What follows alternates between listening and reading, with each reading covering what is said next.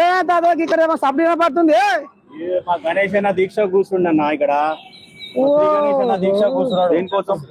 మా కంటోన్మెంట్ ను జిహెచ్ఎంసీ లో విలీనం చేయాలని డిమాండ్ తోని దీక్ష కూర్చోవడం జరిగింది. మీరు కూడా కూర్చున్నట్టు కదా? మేము కూడా కూర్చున్నామే. అంటే విలీనం చేస్తే లాభమా నష్టమా? ఏం లాభము ఏం నష్టం? ఏం తగ్గినవి అవుతుంది? తక్లీఫ్ చాలా అవుతుంది. 2015 అయిన ఎలక్షన్లు లోకల్ బాడీ ఎలక్షన్లు 2020 లో పెట్టాల్సిన ఎలక్షన్లు 2026 అవుతున్న ఎలక్షన్లు పెడతలేరు బీజేపీ ప్రభుత్వం, బీజేపీ నాయకులు. ఈ కంటోన్మెంట్ పేరుకు ఉన్న సిటీలనే గానీ మొత్తం ఇక్కడ పెత్తనం అంతా బీజేపీ నాయకులను నడుస్తుంది. అట్లా ఇప్పుడు స్టేట్ లో ప్రజాపాలన రేవంత్ రెడ్డి పాలన ఉంది. కంటోన్మెంట్ బోర్డు ఎలక్షన్లు గతంలో ఎప్పుడు జరిగినాయి?